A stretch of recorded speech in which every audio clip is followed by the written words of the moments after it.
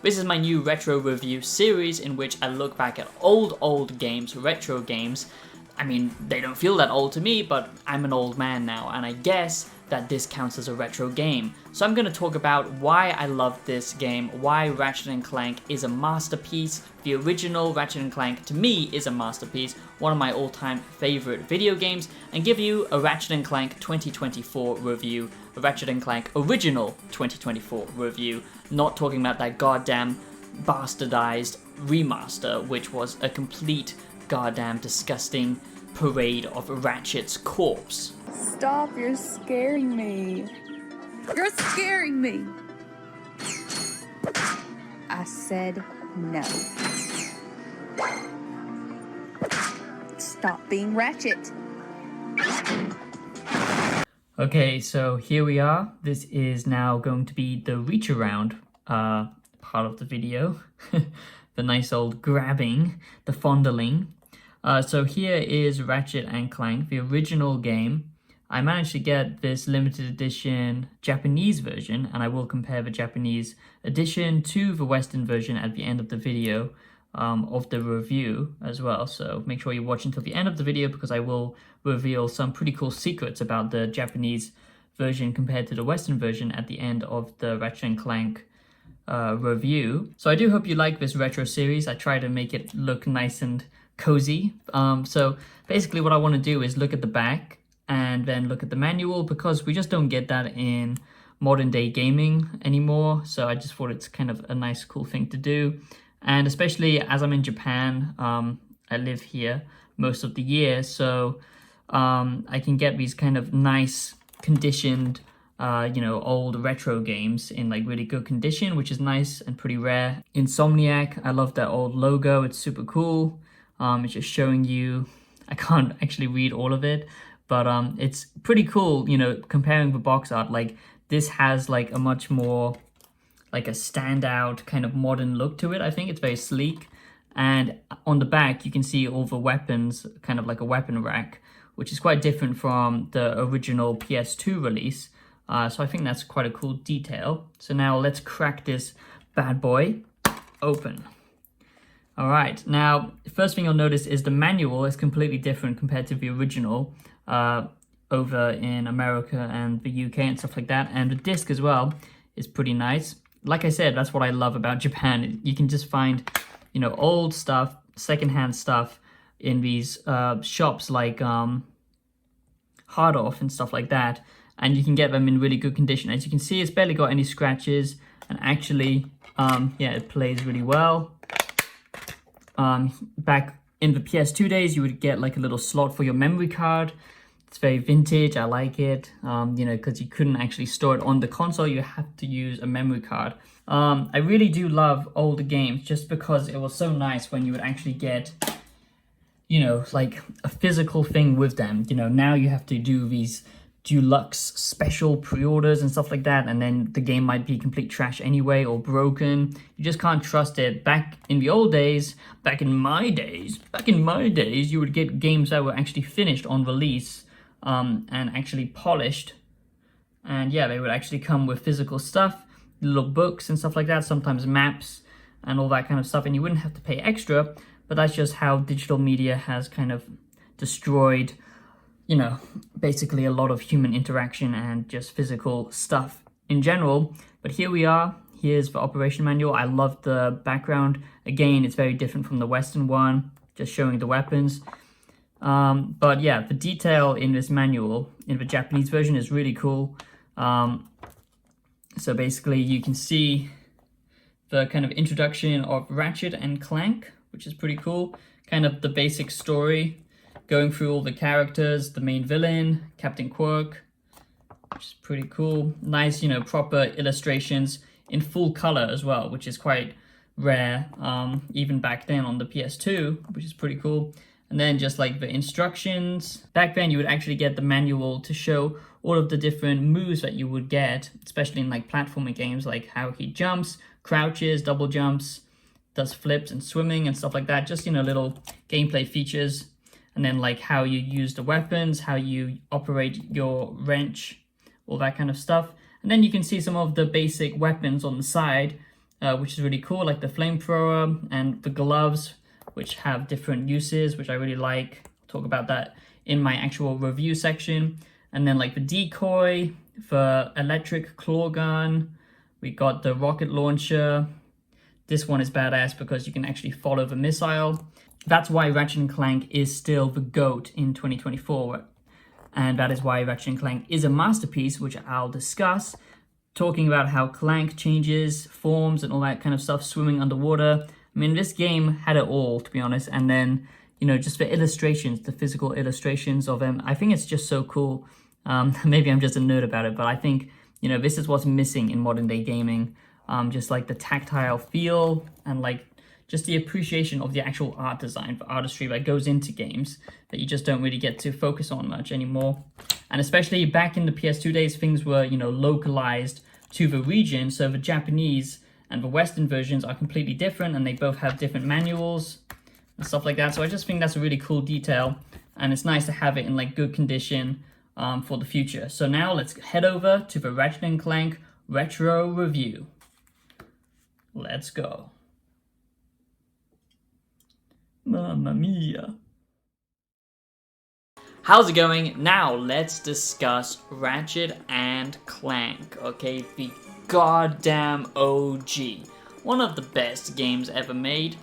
So now we're going to talk about some of the gameplay. Now we've done the reach around, the nice fondling of Ratchet and Clank, the Japanese edition. So I'm not going to be talking about the disgusting remaster that completely destroyed what I believe to be a classic work of art, Ratchet and Clank. I'm just going to give you an updated Ratchet and Clank original 2024 review, looking at this game, now how to play it, like I said. So basically, I bought a PlayStation 2 just so I could play it again. That's how dedicated I am to this series, and sadly, the Rift Apart, although it's quite a good game, and some of the other Ratchet and Clanks that are out on newer consoles, they just don't have the same charm. They don't have the essence of what made Ratchet and Clank so great to begin with, why Ratchet and Clank was the GOAT, and why it's still a masterpiece to this day. Nothing has ever replicated the success of Ratchet and Clank since its original release, which is crazy to say. But what made this game so great? Let's just first, you know, talk about it, okay? It's the music. The music in this game is fantastic. It's just a simple loop track. A lot of people say making loop tracks are quite difficult. I personally just completed my first ever game soundtrack. Go check it out. For the game IHAS, and I completed a loop soundtrack, and to be honest, Ratchet and Clank was one of my main inspirations for my soundtrack. Very different sounds, obviously, but still having that techno feel that Ratchet and Clank had, and the textured layer of the sounds. You know, there's always a texture in Ratchet and Clank. It always follows a progression path, and I just love the Ratchet and Clank music. It just gives so much love and personality to each world that you explore. It's all different, but it plays constantly throughout the whole level. So even in the chill moments, you have this constant soundtrack that makes exploration such a joy. And then in the combat, it perfectly balances combat as well. So it's just this perfect blend of this warm, fuzzy blanket and this gritty techno-punk kind of cool, stylish sound that just hasn't ever been replicated. The second reason why I love Ratchet and Clank 1 and why Ratchet and Clank Original was a goddamn masterpiece is simply because it was so unique, okay? Every single level had you basically changing up the gameplay. It was a constant evolution, a constant ride. Most games can't even do that today, okay, to be honest. New levels, new worlds would actually introduce new mechanics, new gadgets to, you know, traverse the world. Once you've unlocked your gas mask, you can actually go back to a certain planet that you landed on before and now actually explore it because you have that gas mask unlocked. The same with traveling underwater. Each level wouldn't just contain the main mission that you would go through on the first time around, but it would actually have replayability and secrets to discover, hidden locations in that level that you would have to go back and use your equipment. Kind of a very light Metroidvania, but it wasn't really a Metroidvania. It just had cool secrets to discover. Each planet was just so unique. The ice planet, for example, you know, when you're platforming, you now have to take in consideration the fact that you're platforming on ice, so you're gonna slip across everything. And it was difficult. This game was actually difficult. It didn't hold your hand, it didn't have constant tutorials, it basically had zero HUD, and it was just immersive. It was just such a good old time. And I'm not gonna deny I'm not blinded by nostalgia, okay? Obviously a lot of this is nostalgia. This is like my childhood basically personified. I woke up at like 4 in the morning or 6 in the morning, ran downstairs, put myself on the beanbag and just played Ratchet and Clank for ages and ages and ages, simply because I just loved it. I replayed it so many times. It's just a great game, but I'm not letting just nostalgia blind my retro reviews. I want to be objective just like I am with all of my reviews, so do bear that in mind. The next thing that makes Ratchet and Clank the GOAT and why Ratchet and Clank is still a masterpiece in 2024 is simply because it has constant different gameplay elements, okay? You have puzzles to solve, you have platforming, you have these random events that can happen. One of my favorite moments in Ratchet and Clank, the original, which I just loved, and I replayed this so many times just because it was so fun, I sometimes just failed on purpose so I could just play it over and over again, was this part where you entered a random kind of like plumbing station and you've got this gadget that can basically make the water higher or lower, and then it just starts flooding and it's up to you just to get out of it. There's no timer on the screen, it's just the water level slowly rising, and the excitement and the immersion from this experience is just so great. You just don't get that in modern day gaming without some kind of timer, some kind of pop-up telling you exactly what to do, some kind of hand-holdy mechanic. It's just over-sterilized and simplified nowadays, but this game trusted you just to figure it out. All you had was your oxygen, and it was just so cool, and it made it feel so rewarding when you actually got out of there. That's just such a fun little memory I have.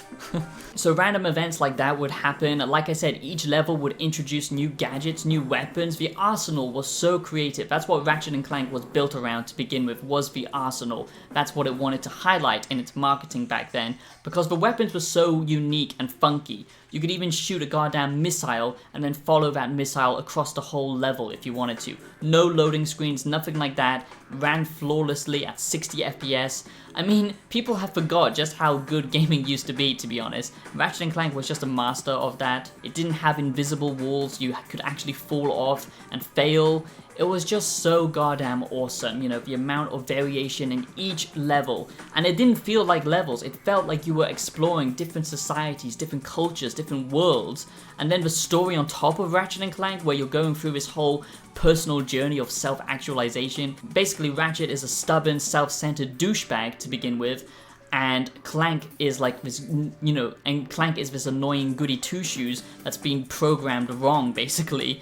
And it's up to you two, who don't even like each other to begin with, to form a relationship, to become this, you know, classic duo that, you know, now is really popular, but they've lost that. They've lost that connection. They've lost that back and forth and different opinions that they used to have. Now it's all just sterile with the modern Ratchet and Clank games, but the first one captured that journey so nicely. The next thing that made Ratchet and Clank, the original, so good was just personality, man. This game had charm. This game had character. An honest-to-God character, not some weird writer projecting their own insecurities into a character. Ratchet was just such a cool guy. The world of Ratchet and Clank, the personality of it was so cool. It was basically this idea of a hyper-capitalist future where everyone is so into materialism, consumerism. Everyone's out to get their own. No one really gives a crap about what's actually going on. They just want to make money. And the world reflects that. The gameplay reflects that. Going around collecting these bolts to buy new guns that you could use and just blow apart anyone. You know, it sounds quite badass when you actually think about it.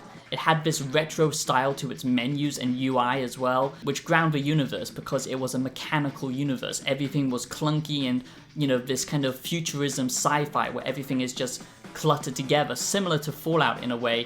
It just had that cool retro futurism that most sci-fi doesn't pull off, and it had such charm to it, man. And the thing that made classic Ratchet and Clank so good was it was difficult, okay? You didn't have that many health lives, okay? You had to collect health in these little blue orbs that you would smash, and you would only have like 4 slots, okay, available to you. So it was quite easy to get down, not like the later Ratchet and Clank games where it was more of an action-focused game. This was still very much action-focused, but it was tactical action. But it was very tactical in its approach. You couldn't just run and gun a bunch of enemies like the later games. You have to stand back and think about what weapon, what gadget you're gonna use for the job.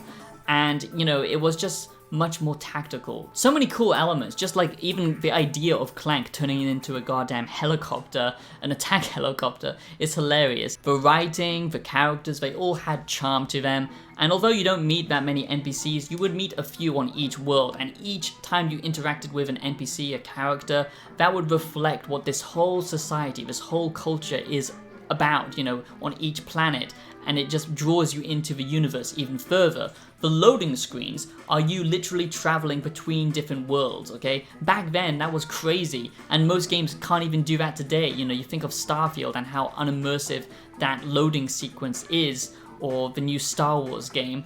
This was snappy and it took 2 seconds, and it really did make you feel like you were traveling to different worlds. Another cool thing was just the enemy variation in this game. You know, some of them did kind of react the same, now I look back on it in hindsight, but a lot of them were unique encounters, to be honest, and the boss battle at the end was actually quite challenging. Ratchet and Clank was no pushover, okay? How much sometimes you would have to grind just to get the weapon that you wanted, to collect the bolts, to collect enough bolts. You know, that's why Ratchet and Clank in 2024 is still a masterpiece. Ratchet and Clank, the original, in 2024 still holds up way better compared to even newer games, just because the amount of creativity that it had. And to break up the gameplay as well, even though I didn't enjoy them that much, you had these puzzle elements with Clank, where basically it's like a miniature version of Pinkman. Pinkman? You know what I'm trying to say. And it was just so fun, honestly. Like, it just broke up the gameplay. They made it even better later on when you could become Giant Clank. But, you know, there was just so much variation in this gameplay when it came to the different gadgets that basically change how you interact with the environment and platforming, and so many cool interactions with these weapons would exist that you just don't get that level of creativity in, you know, many games today. For example, you can have this weapon that literally sucks up other enemies and, you know, just stuff around the environment, and then basically you can shoot them back out. Or you could have a grenade that when you chuck it, it splits into tons of little nano robots to just devour your enemies. So many cool different weapons that, you know, just have so much creativity and just passion behind them. This is when gaming was made by passionate people. It wasn't just about trying to make a game for absolutely everyone and make as much money as possible. There was love and creation and art, you know, true creativity behind this. That's what makes, you know, Ratchet and Clank, the art style, so unique as well. It doesn't age because it has this classic, timeless art style that's not trying to be hyper-realistic. You even have elements where you're actually out in space and it turns into a whole goddamn different game where you're now a goddamn space fighter. It's working. Honestly, they made that much better in the second game. That was so cool when you literally could, you know, actually explore and have like a, you know, 3 dimension to the space combat, basically like Starfield, but still it was great, and it, you know, just mixed up the gameplay. And finally, I just want to emphasize the spunk and the attitude that this game had. You know, the animation quality, you know, it kind of looks like a meme now, like all of them overreacting, but it was so engaging and it made you really invested in the world and the characters. Just the personality that this game oozes, they truly didn't feel like levels. They actually felt like miniature worlds that you were exploring. You were exploring part of this world, and it just made each location feel fresh and exciting. You know, that with the music, the cool story and the universe based around materialism and capitalism and, you know, overcoming that desire of just looking out for yourself and coming together as like a collectivist idea that actually stands for something like good in this world. It was just such an empowering message for a game, especially an early game for me playing growing up. Secrets to unlock, like I said, many different gameplay variations with its gadgets and combat system, tactical combat that actually made you think, platforming challenges that you could complete just to unlock extra stuff, different weapons for different scenarios, just all of this stuff on top of each other just made it so fun. And it was difficult. It wasn't even a game for babies, you know, it wasn't a game for just children. You could play this now and I bet you most modern day gamers would be stumped. So there you go, that is Ratchet and Clank 2024 review. Ratchet and Clank, the original in 2024. I wanted to just talk about this game, give it some love. It's been a while. I'm not sure if people will like my retro series. I'm thinking of setting up a new camera angle as well for the retro series of me actually playing on the PlayStation 2. But let me know if you like the walk around of the case, especially this rare Japanese Ratchet and Clank edition. So let me know if you like this type of content and if you want more retro reviews. And honestly, the only difference I could find with the Japanese edition and the Ratchet and Clank Western version, basically Ratchet sounds more like a girl, he sounds much more higher pitched, he's got these more thick eyebrows, some of the violence has been toned down a little bit, I guess, but apart from that, it's still a fun addition, especially with its unique manual, which you just don't get in modern day gaming. So yeah, let me know if you like this style of retro review, and subscribe if you are new to the channel, and if not, thank you for watching. I'll see you in the next one. Peace out.